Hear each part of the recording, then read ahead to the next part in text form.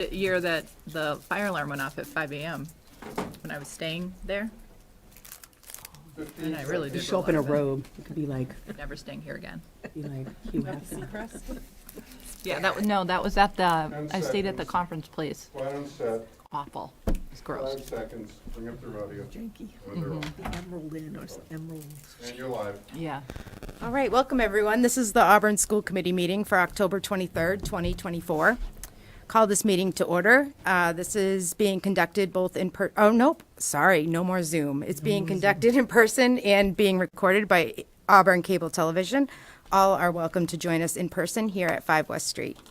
All supporting materials that have been provided to members of this body is available on the town's website, and the public is encouraged to follow along using the posted agenda. Thank you. If we could all stand for the Pledge of Allegiance. Pledge allegiance to the flag of the United States of America and to the republic for which it stands, one nation, under God, indivisible, with liberty and justice for all.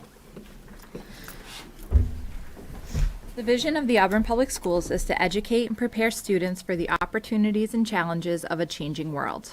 Our commitment: we will create, maintain, and support an environment that fosters a sense of belonging for all students in our schools, respecting race, color, sex, religion, national origin, sexual orientation, gender identity, homelessness, poverty, spoken language, and ability. All right, thank you, Dr. McCrillis. Anyone here for citizens' comments? Nope, seeing none, we'll move on to special recognitions. Thank you, Madam Chair. I have two special recognitions this evening, in addition to what's on the posted agenda. But we'd like to recognize two former staff members who have since passed away. The first is Albertine Adams, who passed away on October 19th of 2024. She was a secretary at Packagug for a long time and also the administrative assistant to the superintendent, who at that time was Pamela Martin. Additionally, we recently learned that Carol Hannon passed away on October 20th, 2024. Carol is the mom of one of our current teachers, Eileen Torini. She, too, also passed away unexpectedly. She was a longtime speech therapist here in the town of Auburn as well. If we could take a moment of silence for them.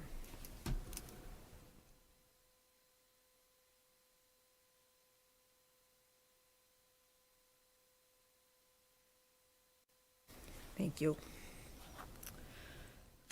And so while we appreciate their service, we also have a special recognition for one of our current staff, Coach Cormier, on reaching an incredible milestone of 200 wins.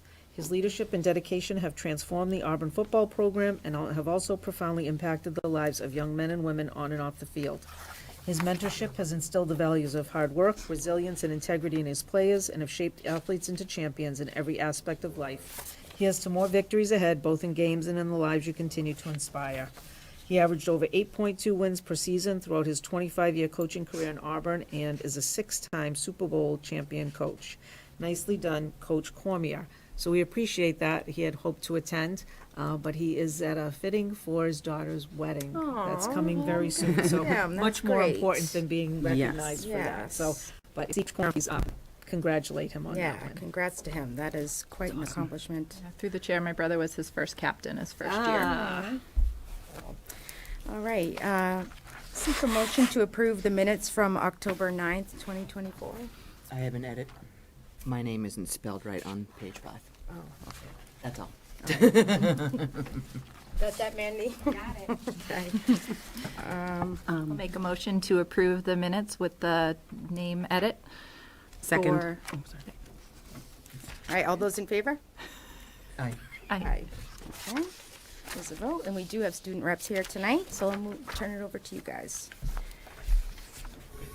Hi. Hi. So we just had our homecoming dance at the high school. Can you hear me? It turned out super fun for those who came. The day before, we had a half day and we had an assembly for the school. At that assembly, we played some fun games for each class to compete in, and the seniors took the win, so that was good. At the homecoming football game, people came dressed in neon colors, and we went against St. Bernard's, but we won 28-6. Also, sports teams have been celebrating their seniors with senior nights throughout this month as we're breezing through the fall season. And there's some important dates coming up. On Tuesday, November 5th, it's Election Day, so there's no school for students, but there's Professional Development Day for staff.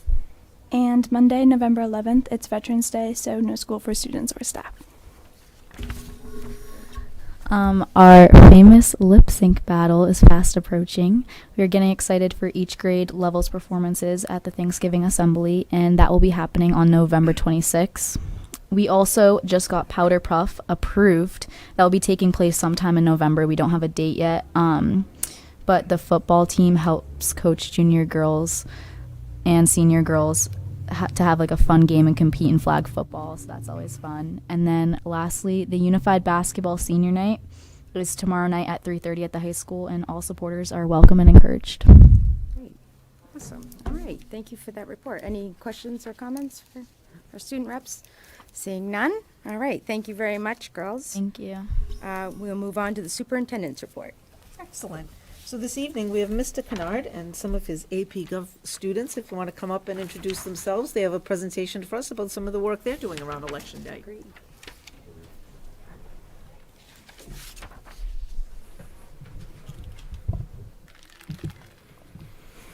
Great. Thank you all so much for having us tonight. And we're super excited to be here to tell you a little bit about what's going on with both the election and responsible citizenship at Auburn High School. I have 3 students with me tonight. If you guys would introduce yourselves.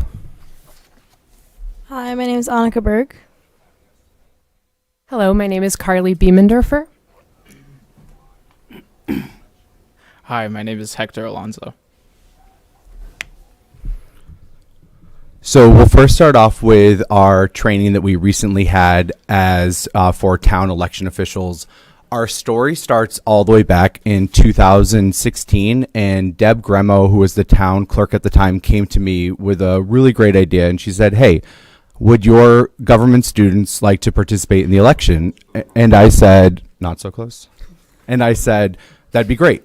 And so that's when our partnership really started to develop, and 2016 was a really busy election, and after I saw the students firsthand start to participate, it was just, again, a great partnership that we've had with the town, and something that I'm really thankful that we've been able to continue. We even did it during March of 2020, right before everything shut down. It was like the last normal thing that we did as a class.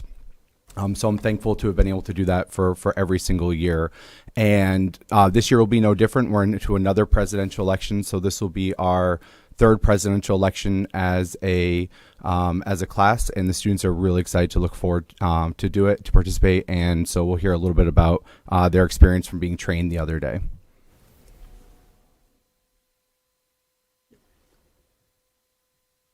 Oh, sorry, I think we skipped all the way to the end. All of a sudden, okay, there you go.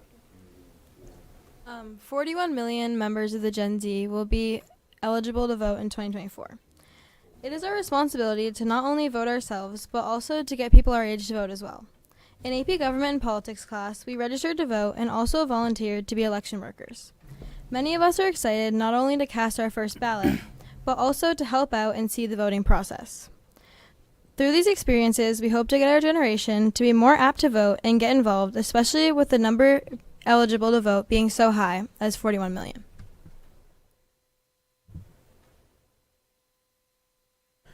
On October 5th, we had the town clerk and the assistant town clerk visit us at the high school, where we received our state-mandated voter training in our presentation room.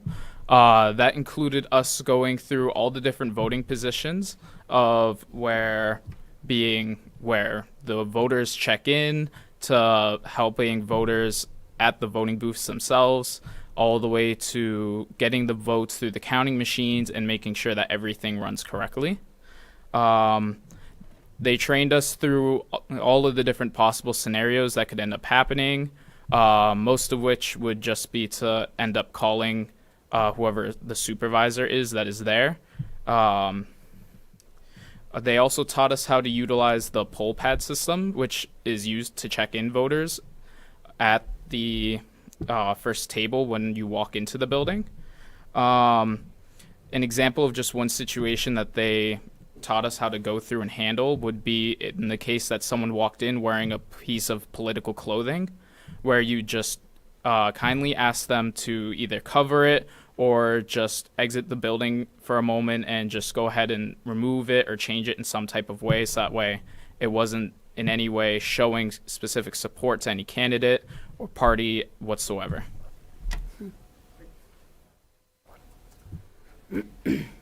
So this is a picture from last week of our AP Government class being sworn in as election officials. Since we have gotten to reflect on the opportunities that AP Gov has brought to us, we become more invested in our community as we get to help Election Day run smoothly. Most of the class is very excited to help, considering that we've been anticipating this election for 4 years now. And I absolutely love this photo, and just when they all take their oath of office, it's a really special moment, and I'm really thankful for Ginger from the town hall for coming in and helping administer this, and Wendy, the assistant town clerk, coming in as well. Okay.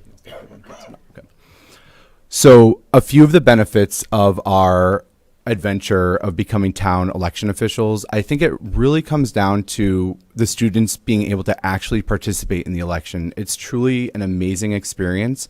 And I've had, I believe, I did the quick math, and again, I'm a social studies teacher, so don't quote me on the math.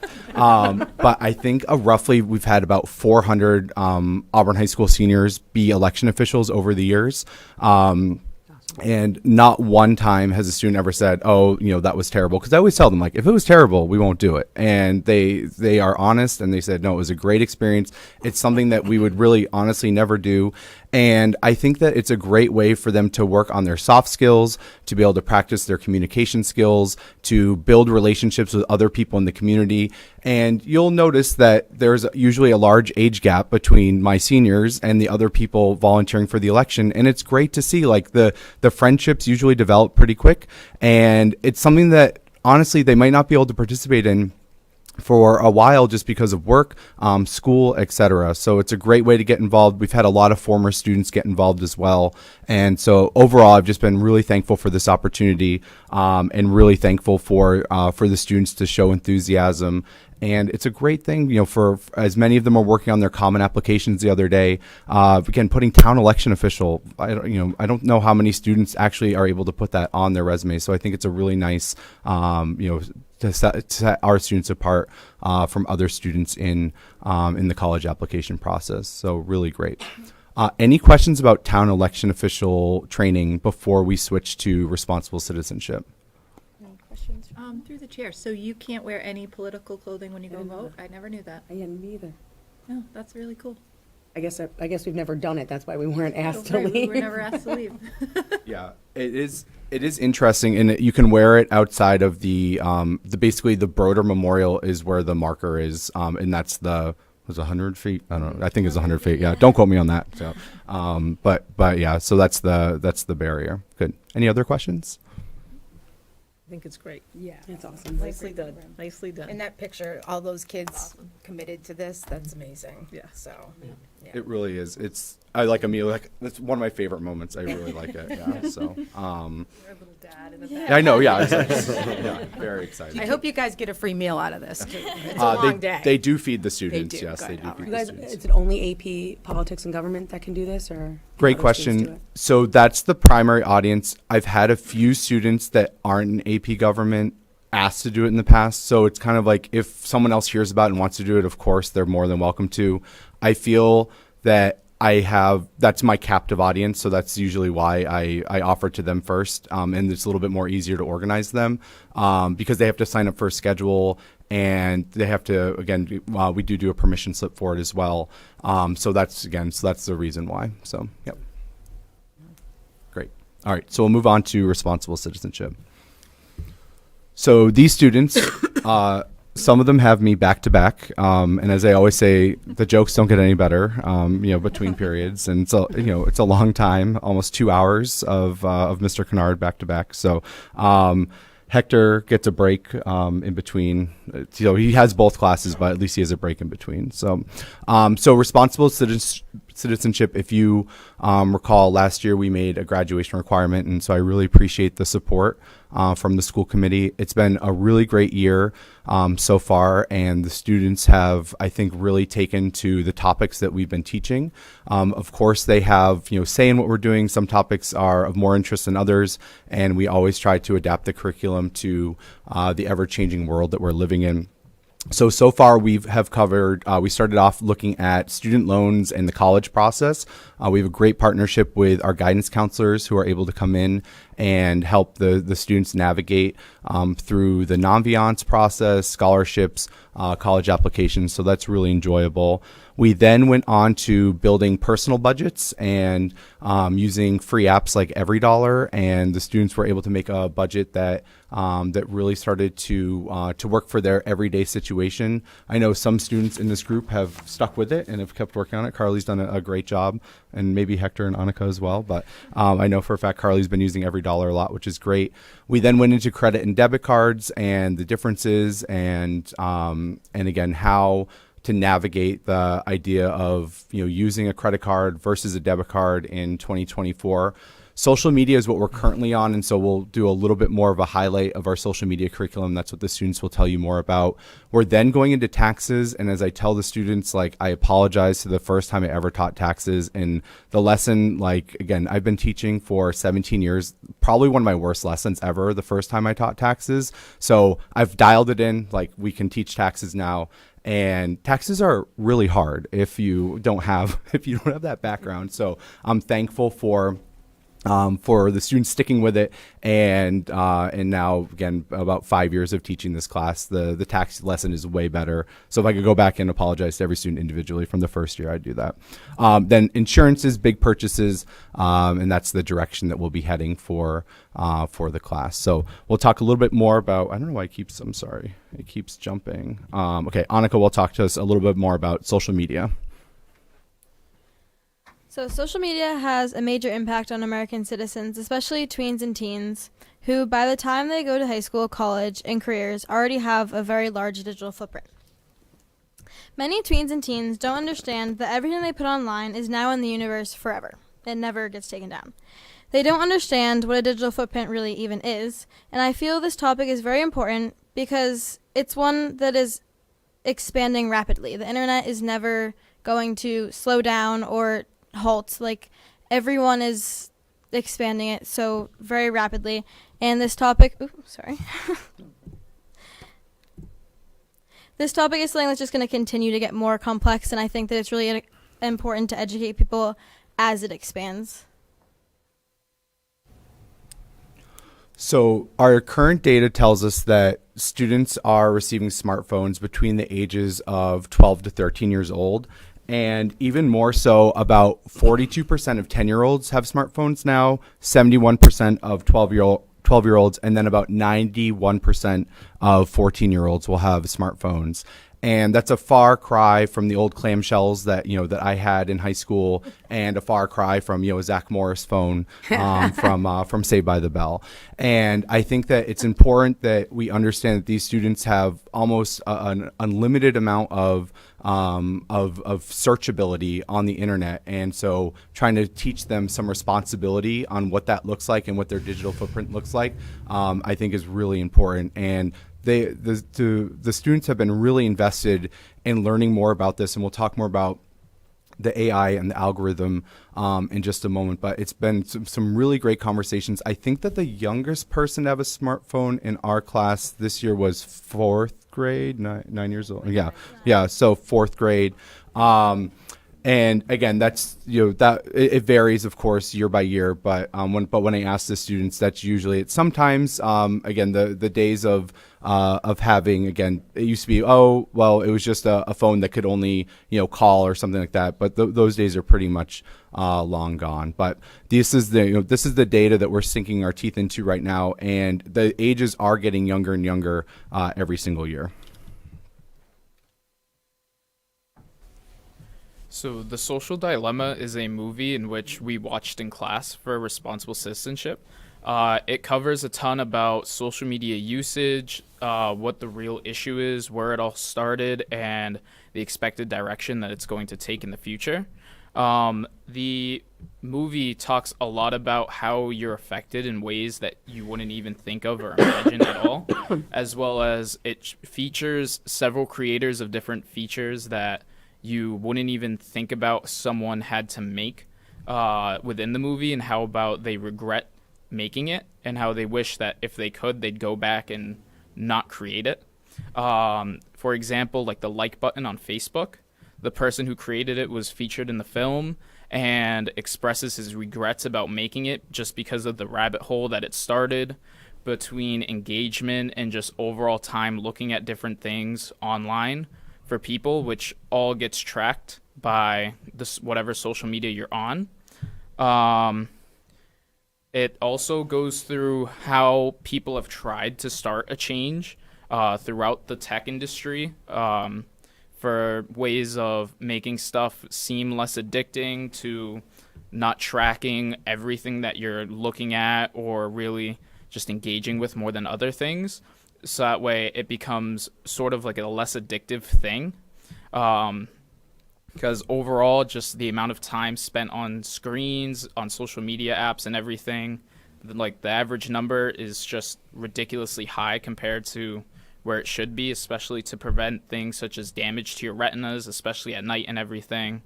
Just overall, it causes a lot more harm than good. So going into this film, I'm not a tech person at all. I have a smartphone, but I don't understand how things work. And in this movie, we got to see a visual representation of how AI works. So they showed it using different people instead of AI. So I got to like gain this understanding of like, this is how AI works. This is how it's directly affecting me. Because truly, like, I don't know, I know the definition of AI, but I don't know how that works. I don't know where it comes from. So getting to see it on screen, like, really helped cement it in my brain. This is how it's working, and this is how we should be using it. We used it recently in AP Gov because we were doing a project on some of the founding fathers, and we used AI to make current images of them. So it would be like George Washington in 2024 drinking a Starbucks at a mall. And using it that way was like such an interesting new perspective, because we got to see it in a way that wasn't damaging, but just, you know, showing George Washington in a different way. In RC, we also talked about different ways that AI finds us. So most of the students in our RC class have the app Snapchat. And now Snapchat automatically comes with your own personal AI that you can ask questions, you can talk to, you can do whatever with this AI, and there's not a way to get this off your app. So already every kid in our class has their own personal AI, which was sort of alarming to think about, especially after watching The Social Dilemma and realizing how this works.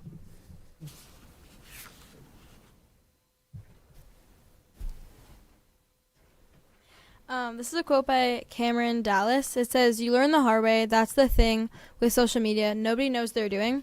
I keep touching things. I'll just keep talking. I can say from my personal experience, I first got like a mobile, almost like cell phone in 4th grade. So I was, I think, 10 at the time. Like Mr. Kennard said, it wasn't able to do anything besides call and text people. But in 6th grade, I was 12, and I got a phone that was able to do any of this. I got exposed to the apps such as Snapchat, Instagram, and all those apps that Carly and Hector were talking about as well. And I had no idea what I was doing. I had no idea what I was getting myself into with having this. I just knew that everybody in my grade had one, and it was like kind of like the cool thing to have. It was something that was useful and that I had always been told was a positive benefit. I was able to communicate with people. I was able to talk to my friends, my family. In case of any emergencies, I was able to dial 911 and emergency numbers. But I think that no one really knows the lasting impacts and how the algorithm even works, and specifically how the algorithm can do things like discriminate against you in a lot of different ways, like we had seen in the film we watched in Responsible Citizenship, The Social Dilemma. But in general, no one really knows what they signed up for, what they signed away. I mean, nobody really reads the terms and conditions. I don't know how many of you have read all the terms and conditions, but I definitely haven't. And so no one knows, and like Carly talked about, it was really interesting to see how AI even works, because I had always known the term, but I had never known what it even did and how it tracked every single motion that I ever did on my phone, how long I looked at something, how much I interacted with something, how long they could even keep me on an app. So I think it was just really interesting to see that that's all the things that go into your smartphone. That's everything that's keeping you engaged. And like this quote says, like, nobody knows what they're doing. No one knows they're signing up for. And I certainly did not. And I don't think a lot of people did. So it was really interesting for me to see that. So students will give just a few other takeaways so far from the class, and then of course we're happy to answer any questions. And again, we've just had been really great conversations, and it, again, as a millennial talking to Gen Z people, where from my generation it is, you know, Facebook and Instagram and a little bit of Twitter. For these guys, it's TikTok and Snapchat, and it's really interesting to see some of the screen time usage features that are built into the iPhone. Tomorrow we're doing an experiment on how many notifications they actually get during a class day.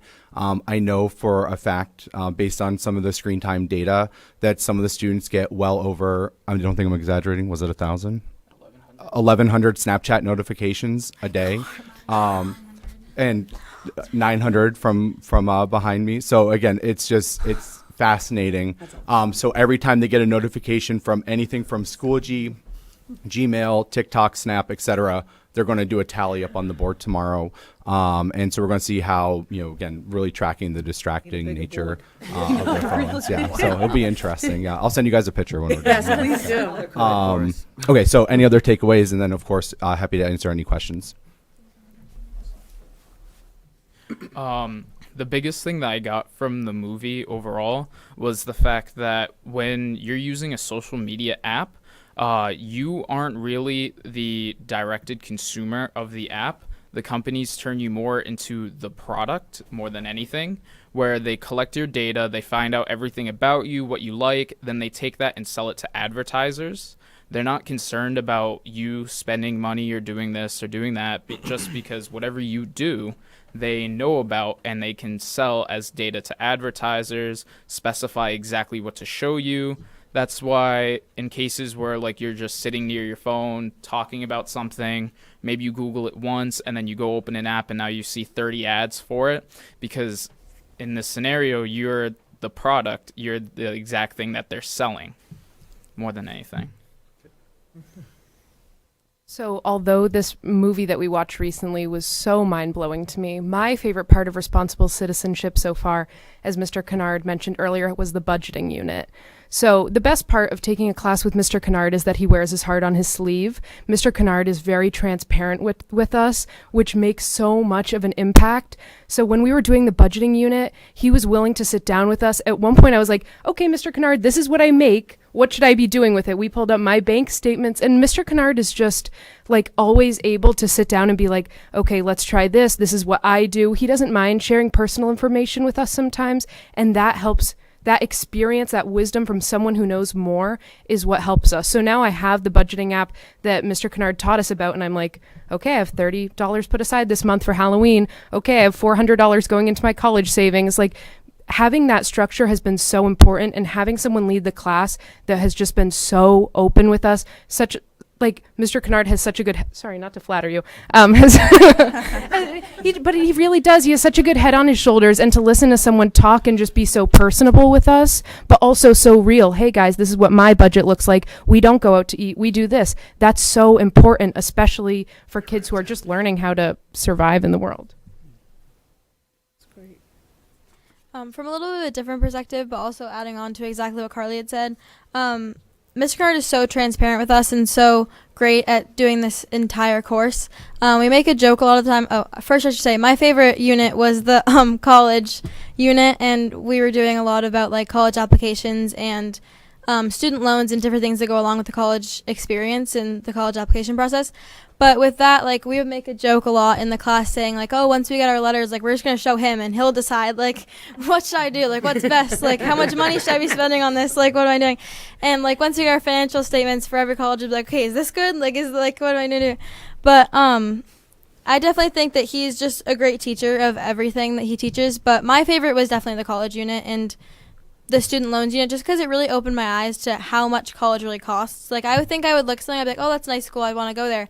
But I didn't really think about how much it was going to cost me and how I might need to go into student loans and then be in debt, and how a lot of things we talked about, like interest, are gonna then start building up, and it's gonna affect the rest of my life almost, with how much money that's really gonna cost, and how you can get a really good education for not as much money as these other places make you pay and these other colleges make you pay, and how it's really just based on you and how much you can pay, how much education, or where you really want to get the education, what do you want to do in that college.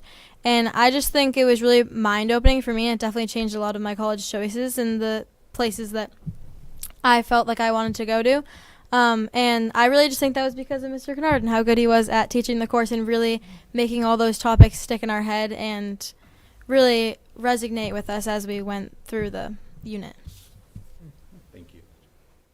How do you follow that, Mr. Kennard? I know. Well, I know. I'm a combination of overheating and so anyway, that was very kind. Thank you all. So we're happy to answer any questions, and the students will be happy to answer anything else. I just have a couple comments, actually. The three of you are amazing speakers. Yeah, I was thinking the same thing. I'm very impressed. That was a great presentation. You sound like an amazing teacher. I believe everything they said about you. So, I'm going to purge social media when I get home and never go on it again. One question, though, about the Every Dollar, is that the budgeting, like a budgeting app that you use? Never heard of it. Yeah, so Every Dollar is a budgeting app. I now have it on my phone, but we were able to install it on our iPads. And pretty much you can put in at the beginning of the month, like I had in college savings account $400, Halloween $300, going out to eat, however much for every account. And then as I spend money on my debit card, I take the receipt and I just plug it in. Mr. Kennard has the premium version, so it just goes right in. But I don't have the premium version yet. I'm working towards it. So if I spend $3.69 at Dunkin', I plug that into my app and it says, okay, Carly, this is how much you have for your sweet treat fund for the rest of the month, which is good because, it keeps me centered. You have to budget the premium version into your budget. It's a line item in my Needs a budget. line item, yeah. It's a really great app, and it's made by the same, so Ramsey Education, which is the same company that we pay for the vast majority of the curriculum that the district has been paying for, which I'm grateful for that as well. Great. Through the chair, have you guys ever thought of doing a presentation at the middle school, like for 6th, 7th, and 8th grade? Because I think that it's great for us to hear it and parents to hear it, but sometimes I think when it comes from parents, it's a different story. And I teach middle school, and I can't tell you how many times the students will tell me stuff, and I'm like, oh my God, no. So like my daughter has a phone. It is a smartphone, but she's not allowed on social media, and she knows that. And it also does not live in her room. And that's a big thing for us. Like, it cannot sleep in your room with you because I just don't trust it. But I think that it would be really important for the kids to hear the negatives of social media and for them to hear it from other older kids who they're going to definitely look up to. So to speak on that a little bit, our unit that we're doing right now is the social media unit, and we're doing social media presentations. Me and Carly are working together to make a presentation. Basically what we're doing is, specifically me and Carly are making an iMovie. We're making a little skit about it.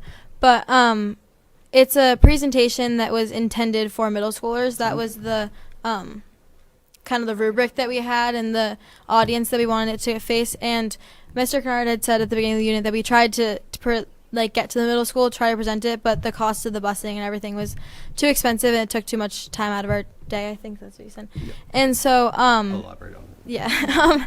And so that was just something that we couldn't really achieve. But the project that we're doing right now is targeted towards middle schoolers with the intent or objective to present it to middle schoolers to try to educate them on the dangers, but also the good of social media specifically. So when we first made the class, the intention was hopefully to present at the middle school.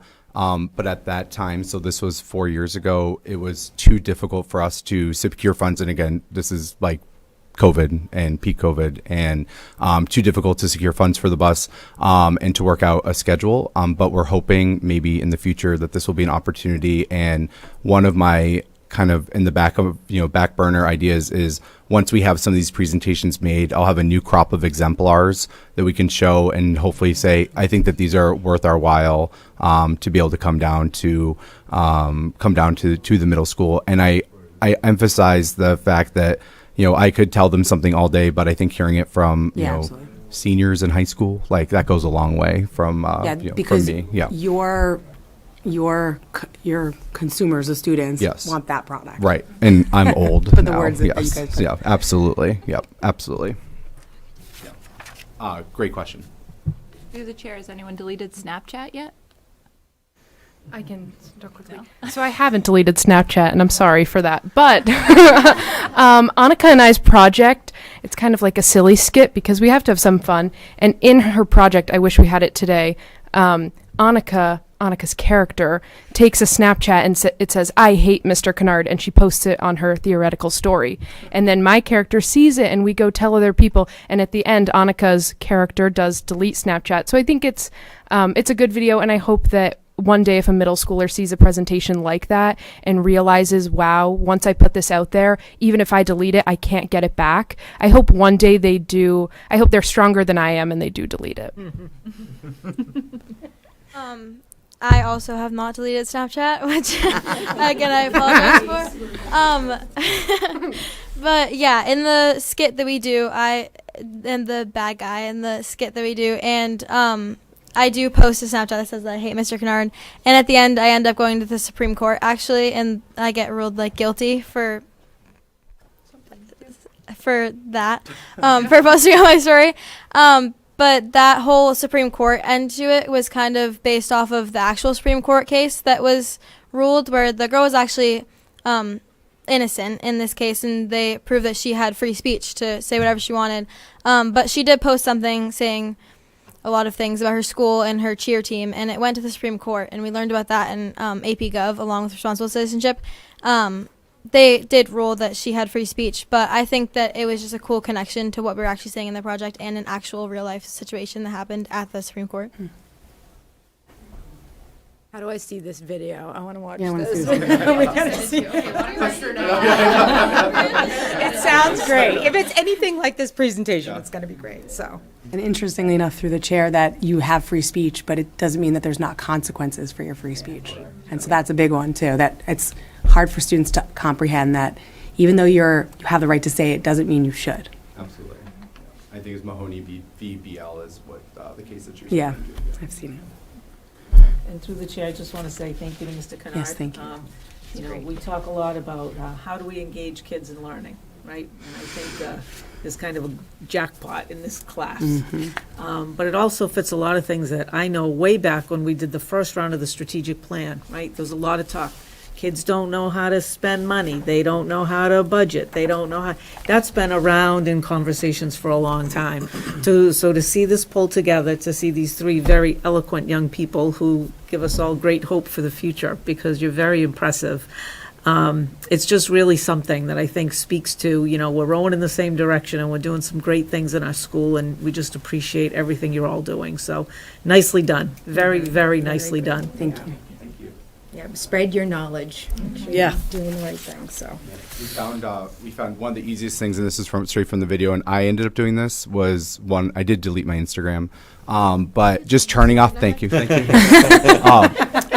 just turning off notifications, so the students know I just have notifications on for text messages, Ring Camera, and fantasy football, and that's it. And that really has like freed up, I feel like, so much of my bandwidth. Especially I had news notifications coming in from 5 different news sources. Like, it's okay. It'll be okay. So anyway, so the notifications, turning that off was like an immediate thing that they recommended in the movie. I did it. It actually felt pretty good. So there you go.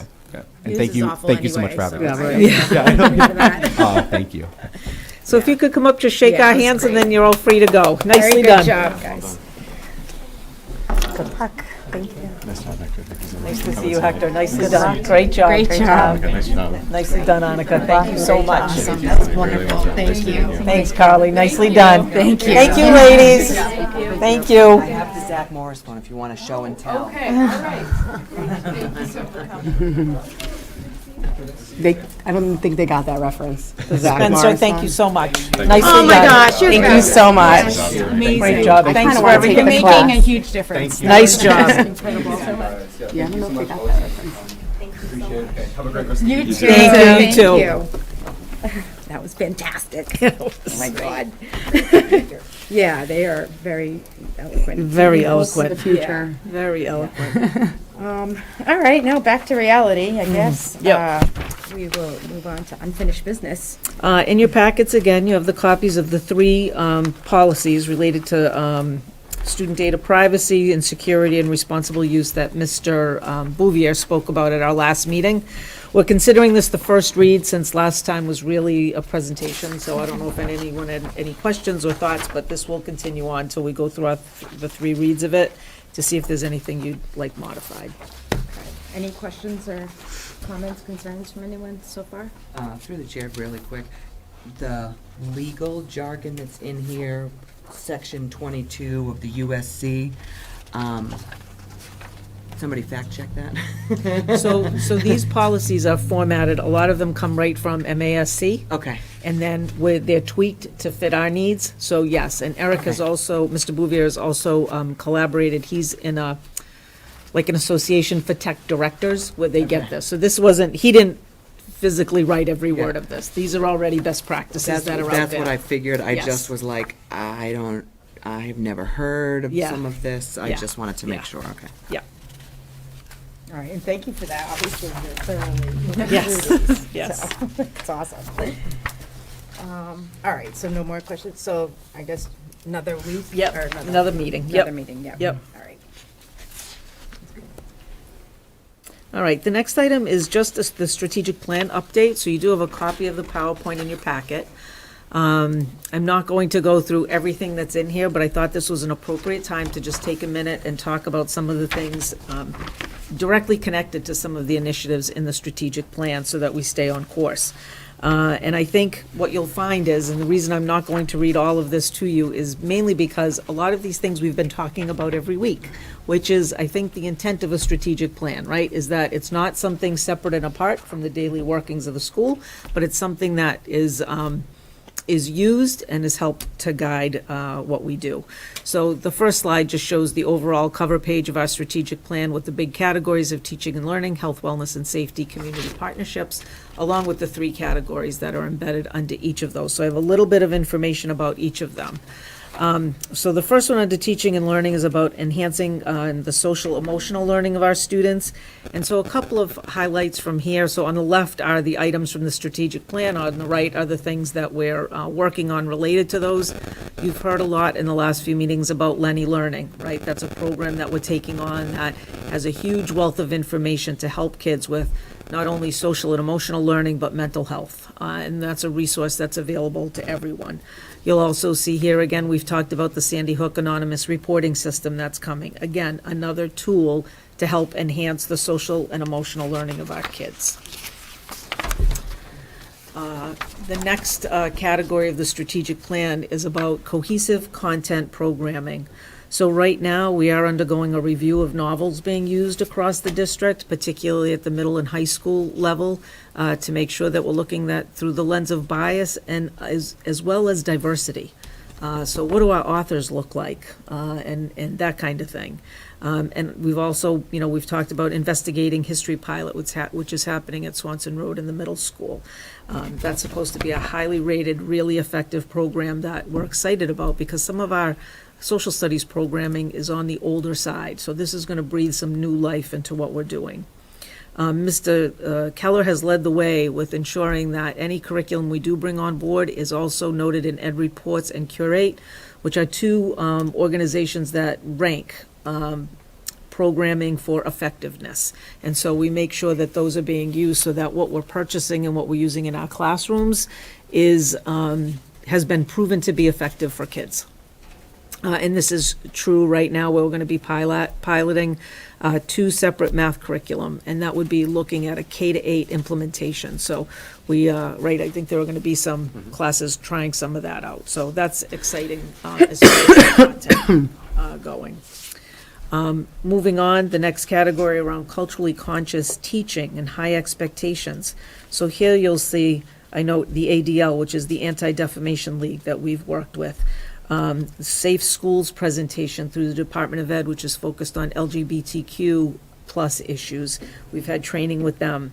Recently, Mrs. LeBaume, Dr. LeBaume, did a presentation for the high school around some research she did for her dissertation related to the high school itself and how kids feel there. We have Colin Rose that we've talked about doing some work with the leadership team related to our cultural competence and how we can build that and make kids feel more accepted. And we have started, this is I think our second year, with a peer leadership team at Auburn High School that started out with the Anti-Defamation League, and that's now going to move on to the middle school. So some really exciting things are really starting to take hold, whether that's with our staff or with our students. And again, later on is universal design, which you've heard lots about. In the health, wellness, and safety category, under district procedures, Mr. Bouvier and his team continue to keep us on our toes around phishing and in our email to make sure that we're not answering things we shouldn't be and opening things we shouldn't be, as well as how we respond to unsubstantiated threats that many schools across the state have been victim of. Mr. Fahey has implemented some additional monitoring for all exterior entrances to all of the school buildings with a monitoring system set up in offices. Those are coming soon. Against the Sandy Hook program, and the middle school and high school are preparing to do student drills for Alice in the coming weeks. And we're also talking about some lockdown drills at our elementary schools. So not an Alice such drill, but to maybe, get to the right place and to be quiet for a little bit of time if they need to. So that's always something that our district team is working on. And again, you'll see here that update of the student data privacy policy and all of that we just referenced a few moments ago, which again is an important part of our safety. Health, wellness, and safety also encompasses social emotional safety, so there's a little bit of overlap here with the teaching and learning category. But wanted to highlight that we do have a pretty good program of Big Brothers and Big Sisters in collaboration with Holy Cross at our middle school, which has been really well received and impactful for kids to be able to access kids of that age to kind of assist them. They come here and help with that. And then at the bottom, we talked about student leadership teams at the middle school and high school. The high school has already kind of assembled theirs, and the middle school is in the process of doing so. We want to look at this as creating another feedback loop from our kids about how we can get better from their perspective. So those are coming also. Nutrition and healthy lifestyles under this as well. We've talked about the district wellness policy that Ms. Pulver is working on. And some of the presentations we've had. So new this year was the anxiety presentation done by Chandler Creedon, our school psychologist at Swanson Road. He had that right before school began, and we hope to offer it again now in the fall for families to come. We know that anxiety is definitely something many of our students and families struggle with. So trying to keep up with those things also, along with the things that we've been doing right along. With civic engagement, it was interesting that responsive citizenship class, which is noted here, was highlighted this evening. That's something that really does go back to, remember the big strategic plan meeting that Dr. Brunel led? That was discussed back then. Kids don't know the difference between a credit card and a debit card, and what do you do? And what about these student loans? And they don't know. So to hear from our students that they're being immersed in all of that and getting that exposure is terrific. Same thing with Mr. Kennard's also been great with incorporating some town folks to come into his AP Gov class. I know he's been working with Mr. Kazanovich to potentially have him come as a guest speaker to kind of give an insight to what he does to run a town. Their participation in the local elections. And last year, again, Mr. Kennard, I had the leader of a local Vietnam veterans organization come to see me. They had for a long time collaborated with the Worcester Public Schools to put out the flags at Home Cemetery right before Memorial Day. And Worcester no longer wanted to participate. And he was very disappointed. And he said, is there any way your kids would be interested? So I reached out to Spencer. We found some money for a bus to get them there. The vets offered them hamburgers and stuff afterward, or Coney Island hot dogs, I guess, afterwards. And Spencer said it was one of the best experiences because there was some talk about what Vietnam was like and what it meant to them and what it means to them to honor the folks in the cemetery and all of that. So different perspective for our kids. So a lot of good things happening that way. But yeah, they hope to do it again this year. In our community partnership category, obviously effective communications is very important. We continue to offer and will when we hear from the district attorney's office. We collaborate with the Massachusetts Aggression Reduction Center around bullying. They do presentations for our kids. As we've let folks know, we do have that community eligibility provision now, which allows for free lunch for all of our kids without the need for that application. And again, we have our peer leadership groups, and the peer leadership group now at Auburn High School does a student presentation on acceptance and inclusion to the freshmen as they come in. So it's these things are starting to get some legs and be embedded in the culture of the schools. So one of the last slides here we're getting is about what we're trying to focus on now is really building a feedback loop. So whether that's using more frequent student surveys that are school-based around sports or clubs and activities, we've now built this into the new Appendix C process, where all kids who participate in a sport or club or activity will take a short survey at the end of it to say, how did it go? You know, so we're looking forward to that information. I know principals have been talking about additional parent and staff surveys. Mr. Kell has been great about surveying staff after all of the professional development to regularly get their feedback. And some of the schools are looking to infuse students and community members into some of our school-based teams, school improvement teams, the health and wellness committee.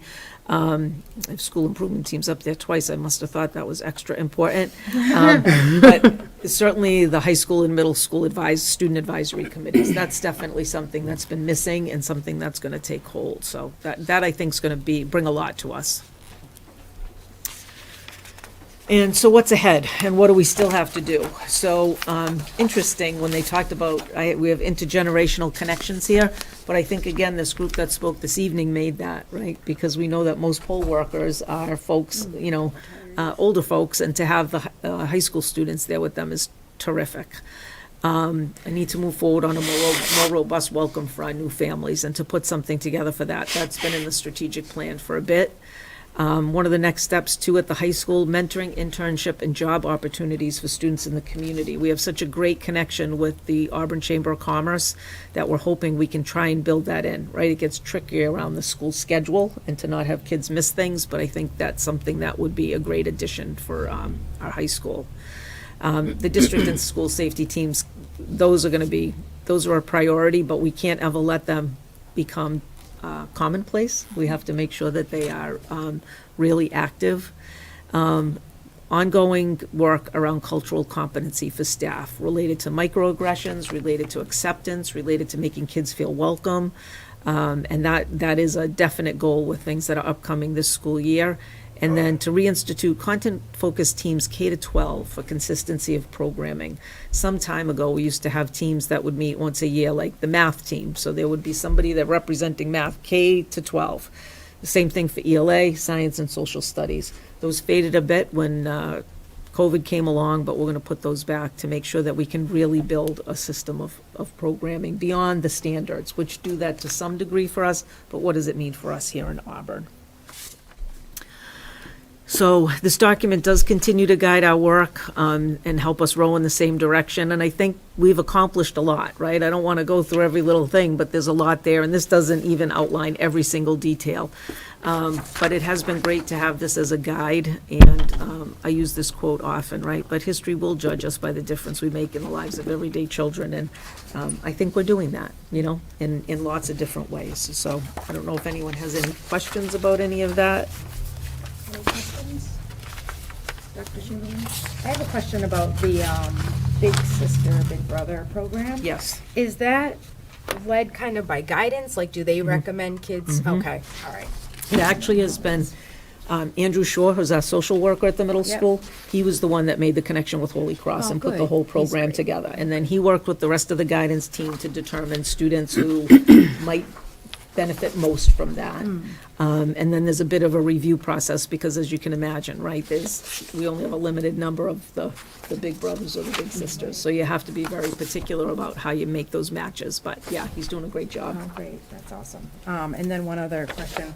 I know UDL has been slower at the high school level. I'm wondering, is there any progress there? Yes, so Mr. DeLongchamp at most of their faculty meetings is having Dr. Fridella give like 15-minute, you could try this, or kind of those things, so they're seeing it more frequently, and she's been doing some classroom visits as well. Okay, So, great. yes, Work in progress then. yes. All right, awesome. I do hope that in my next communication out to families, I may put a link to this presentation so that folks can kind of see a bigger picture rather than just a narrative description of what's going on. All right, yeah, that's a great idea. All right, thank you for that. We'll move on to new business. So the next one is school improvement plans. So you have the school improvement plans for each of the schools in your packet. This is just a kind of an update because they tend to be 3-year plan, or 1-year plans, but they don't start from scratch until every 3 years, right? So it's an ongoing process. I think what you're going to find, and what was, I think, a nice connection, was there are lots of connection between what you see in the school improvement plan and what I just talked about in the strategic plan. And that's the whole idea, right? We shouldn't all be talking about very different things. We should all be talking about the same things, maybe in a little bit of a different way. So normally, and we didn't put this in the agenda, this would be an action item, so I leave it to the committee to decide if you vote tonight to accept the school improvement plans, or if you'd like one meeting to have a chance to go through and look at them before doing so. Thoughts? I'd like to look at them. I did look through them briefly, but, Yep, yeah, especially if there's questions or yep, anything. yep, no problem at all. But it actually, as I read through them, and obviously every school has a little, have their separate things that are specific to them. But when you look at the big items, we're all headed in the same way, so that's a good thing. All right. Thank you, Dr. Chamberlain. We want to do teaching and learning report. All right, thank you. So I'm talking about two things tonight. The first is the vocal survey, which is a survey that is given to students in grades 4, 5, 8, and 10 across Massachusetts.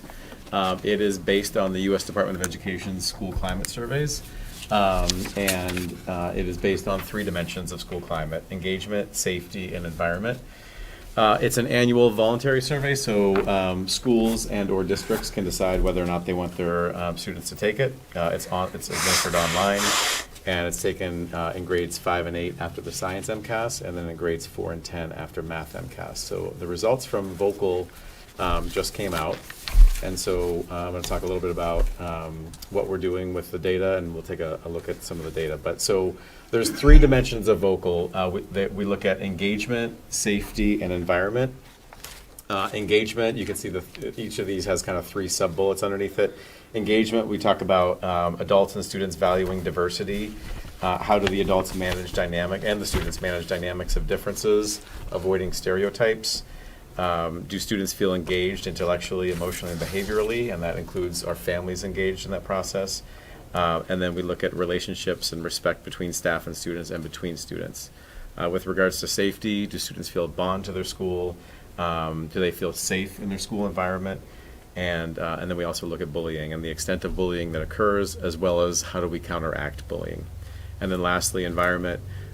Is the classroom environment relevant, challenging, collaborative? Do students have access to support systems? And lastly, when issues of discipline come up, is discipline applied fair and consistently?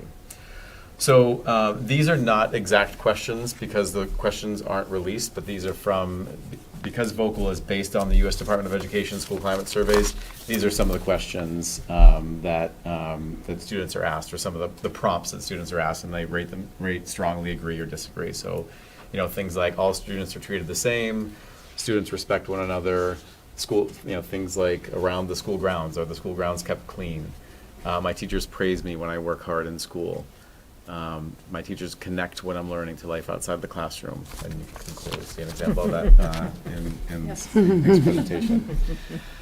Participation rate. So you heard Dr. Chamberlain a minute ago talk about the importance of surveys and making sure that we have that feedback loop. And you can see, maybe not necessarily on the screen, but hopefully on the packet that I have in front of you, that our participation rate is well above that of the state. So there's about 73% of students across the state are participating. We had a 94% participation rate. All grade levels participated in this, 4, 5, 8, and 10.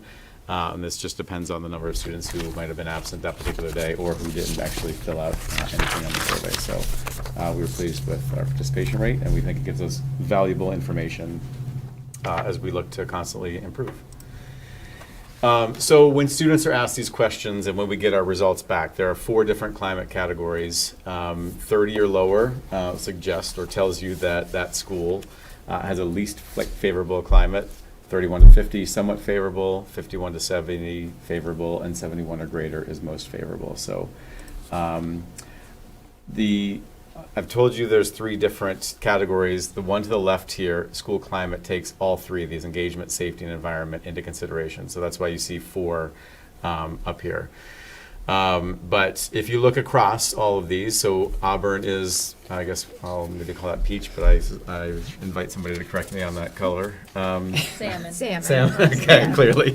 I should I see have orange. workshopped that before. So you can see that in all of these categories, we are at least somewhat favorable. And then you can see Swanson Road across the board moved into that category of favorable in the 51 to 70 range. So pleased that all of our schools are in the somewhat favorable category.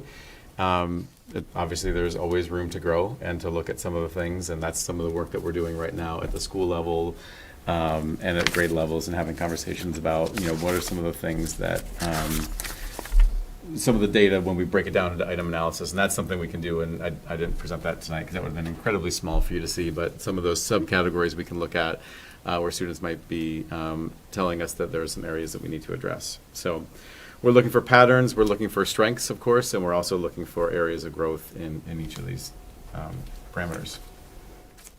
Questions on vocal?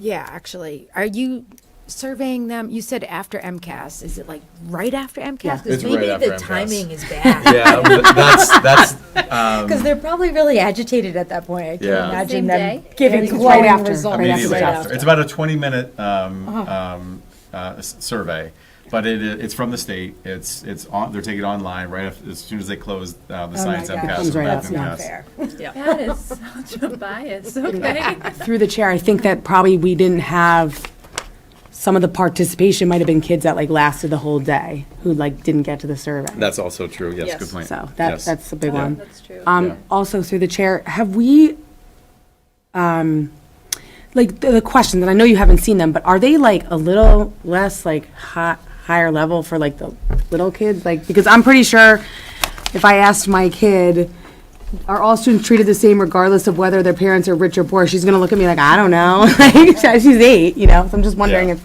Age appropriate. if they're age appropriate, yeah. Because some of these, I could see them asking at a high school level, but not necessarily, the school grounds are kept clean, that makes sense for a 3rd, 4th grader.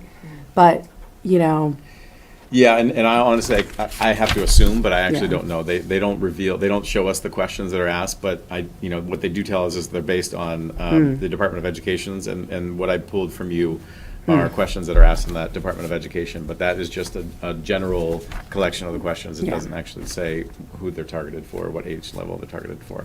Through the chair, how did we rate compared to the state average?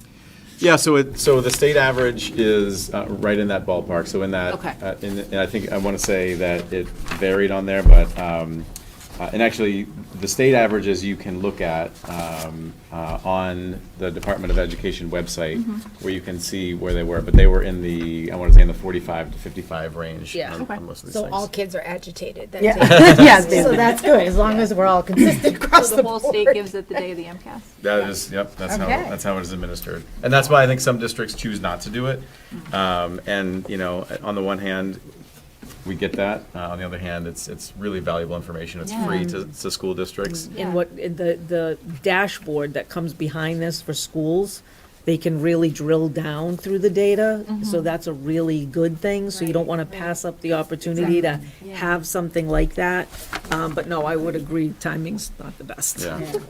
But, Through the- I mean, still really good data to have. Yeah. And through the chair, I'd be interested to know why, the kids thought that at Auburn Middle, while safety was a big issue, that seems to be our lowest score. So it'd be interesting to see where that Yeah, why they, piece is at. Why did they think that? And middle schoolers are uber sensitive, so they probably think they're being bullied all the time. I would say, though, we have very safe schools, so Yeah. they obviously, We do. yeah, they don't know. Yeah, I would 100% agree with you. And as a former middle school educator and former middle school principal, and I know you're Yeah. a middle school educator as well. It is very common for you to see elementary rating things high, and then because of all the Yeah. things that are going on in the life of a middle school age child, Yep. things to kind of go down. And their perception of things are Yeah. it's very clouded by a lot of things. Hormones. Hormone. Yeah. I wasn't gonna say it, but yeah. Good job, Swiss, either way. Yeah, Swiss really did well. Yeah. So the next topic is professional development. So on October 11th, we had our first official district. I don't have to say official. We had our first district professional development day once the students arrived to us. Of course, we had the 2 days prior to students coming, but it was our first day, and we had a lot of stuff going on that particular day. And so I'm just going to touch on a few. I've organized this by the strategic plan items, and in particular, I'm going to talk about the first two tenets of our strategic plan: teaching and learning, and health, wellness, and safety. And so, teaching and learning, the piece around enhancing social emotional learning support. Relationship mapping, you've heard that before. That is something that's really important to us as a school district, is making sure that every single student has a connection to somebody in a school. And so the middle school staff spent some time looking at students and identifying, who is connected to this kid, and what are ways, if there isn't somebody who's connected, if we don't know that student well, that we can connect to him or her. Moving down to the next category, creating cohesive content programming. I'm going to talk a little bit when I get to the slide about these first two, building literacy routines and literacy launch. Writing has been a major focus of our professional development and conversations over the past couple of years about how we can improve our writing. We've looked at our MCAS scores. We've had conversations with teachers. This is an area that we feel like we need to develop some consistencies. So that's what those first two are. Elevation, again, I'll talk about that in a minute when we get to the slide, where we get into that. Investigating history, you've heard me talk about it. Dr. Chamberlain talked about it a little bit ago. We're very excited to be piloting investigating history in grades 5, 6, and 7 this year. So we had somebody from Primary Source, the people who wrote the curriculum, meet with our grades 5, 6, and 7 teachers on October 11th and talked about how to properly introduce the curriculum, how to move through the lessons, how to integrate different pieces of that. Our preschool staff worked on universal design for learning for our youngest learners. And speaking of which, I wanted to actually go back to the question you asked, Jesse. And one of the things we're doing this year around universal design for learning is we actually have all our coaches enrolled in a course where we're working to build their skills to the point where they're coaching. We had coaches coming in from outside in past years working with our teachers and building up their skills. And one of the conversations Dr. Chamberlain and I had is we believe we have the skill and the talent here in our district. So how do we get them the skills where they can become coaches and potentially even go out to other districts, although we want to obviously keep them here, but to raise up the skills of everybody in the school district. So, and that's one of the courses that Dr. Fidella has been enrolled in and working with our coaches throughout the district. That's great. And then the last item on here is vertical alignment. So we had our K-12 art and music staff working together to build horizontal and vertical strategies around what they're doing in the classroom. And then around health, wellness, and safety, promoting social and emotional health in all of our schools. Lenny Learning is something I'm going to talk about in a second. You've heard Dr. Chamberlain reference that, but our K-8 nurses, counselors, and wellness educators were part of a webinar with Lenny Learning, and the high school nurses, counselors, wellness educators, and community, the people who lead community. Why am I blanking on the name of what we call them? The people who are in Appendix C who lead the communities at the high school level. But anyway, they're being trained in Lenny Learning. Oh, yeah. And then you heard also Dr. Chamberlain a moment ago talk about Dr. LeBaume leading a session on school climate and cultural responsiveness. She led a session looking at artifacts that students provided to her as part of her doctorate work around those students, particularly students of color, and their experiences at Auburn High School, and talked about implicit bias and microaggressions, and she received really positive feedback on that. Okay, so Lenny Learning, we've talked about. I would love to, at a future session, get more deeply into Lenny Learning so you can really kind of see how this all works. But it is a tool that we're using this year. It supports educators in creating customizable guidance lessons. Pre-K to 12 social emotional learning is part of this program. They have a tremendous library of materials and resources that are created by Yale, Mass General, Columbia University, and more distinguished institutions. So this was the Zoom that we were on, and they were showing us, and one of the questions they asked beforehand is, what health challenges does this group feel like they need resources for? And not surprising, anxiety, bullying, depression rose to the top, and so they tailored that presentation to show them where they can find those resources within Lenny. You can go into Lenny Learning and you can say, I need a 15-minute lesson for 8-year-olds that includes a video and something interactive, and Lenny will then, within less than a minute, will put together a lesson plan that has, again, been vetted by those institutions that I mentioned before. So Lenny is the AI. Yes, and I'm always careful to say it's not just AI just scouring the World Wide Web. It is a very targeted, vetted list of resources that they come forward with. But the counselors and the people on that call walked away very impressed. The next item is Elevation. So we are using Elevation this year, which is very exciting. It's a program that offers all educators in the school district access to goals, progress, and instructional tools for our English learners. So on this call were our English learner educators, teachers, and tutors, and we were learning how to use Elevation. Now, the next part of this is going to be rolling this out to all teachers, but it is a really slick tool, really nicely integrated with PowerSchool. Teachers can go in here and see what are the things that my English learners are working on, what are their goals, and also we can communicate with parents through Elevation around their progress reports, etc.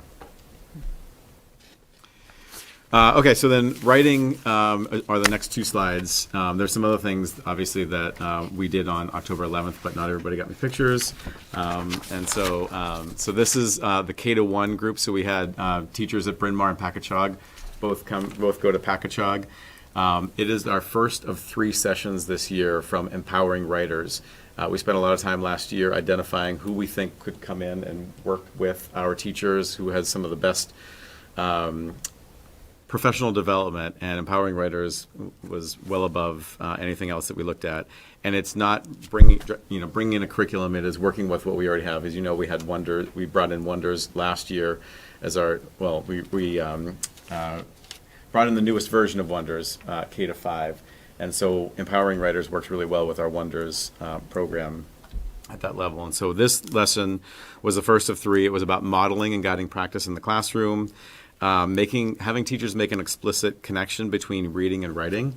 One of the things that we talk about as educators, that we talk about with Empowering Writers, is a lot of people who teach at the elementary level, not all, but many of them are really excited about reading, and writing kind of gets a short shrift, or we don't have a lot of skills in how to teach writing or what we should be teaching. And so that's really what Empowering Writers is about, is giving that confidence to the teachers, having some consistent practices that they're using. Graphic organizers, we have consistent horizontal and vertical graphic organizers. A kid in kindergarten is going to be seeing, although a simplified version, but is going to be seeing the same graphic organizer that a kid in grade 5 is going to be seeing. And then introducing students to literary elements, so character, problem, solution. The same thing happened in grades 2 to 5. It was called Literacy Launch, and so all those things I just mentioned a moment ago that happened in K-1. And then, delving a little bit deeper into some of those topics in grades 2 to 5. And as a teacher, when we're doing a read aloud, when we're looking at the book, looking at the reading in the Wonders anthology, pointing out text features and saying, what do you think this author is trying to accomplish? And so getting the kids to think like an author was a big piece of session 1. Real quick, I'll go through the feedback. It's obviously very important. We always want to be getting better, and we also need to model that as administrators. So did the PD session meet your expectations? 127 people responded, and almost got to 90% of yes, it met our expectations. And then this question got into how useful was the professional development, and you can see responses there. And then people had the opportunity to offer some individual feedback, and I think you hopefully can read it in your packet, but, you know, there were some things that really stood out here that made us feel good as organizing and bringing in the professional development. But overall, really, really positive day, positive feedback. Good to see moving a lot of those things in the strategic plan forward.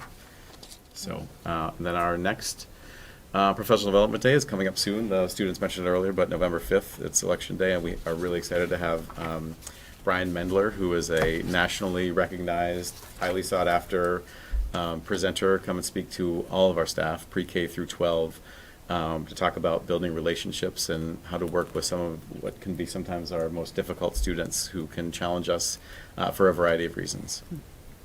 Great. All right. Wow, thank you for that. You're welcome. Great. Can I have that? I didn't get one. These? Yeah. Oh, I'm sorry. No, that's all right. It's not your fault. It's mine, because I had Mandy give me one early, and it didn't make it to the table, so it's fine. Thank you. Oh, that was great, though. Thank you very much for that, and we'll move on to business and financial report. All right, so I've provided you with a year-to-date budget report for the FY25 school year dated October 16th, 2024 for your review. I'm happy to answer any questions. Any questions for Mrs. Stanick? Seeing none, is that a motion? Nope, Okay, that's just all right, information. yep, sorry. And then I've also provided a little list of budget transfers dated October 16th, 2024 between the same series and between different series for which I'm seeking your approval. All right. Any questions about the? Just one question through Chair. I have October 23rd, is that correct? At the top? Oh, yes, it's the same one, sorry, Okay. I apologize. No, just making sure. 23rd? It's October 23rd dated for the budget transfers. Oh, so the motion should say 23rd. Oh, instead of 16. Yeah, it should Okay. say 23rd. Just wanted to make sure. I was My like, apologies. Yeah. I'll make a motion to approve the list of transfers dated October 23rd as presented by the business manager. I'll second. Yeah, all those in favor? Aye. Aye. All right, good catch, Sam. We do not need executive session. We do not. All right, great. Seek a motion to adjourn. I'll make a motion to adjourn. Second. All those in favor? Aye. Aye. All right, good night, everyone. Thank you. Good night.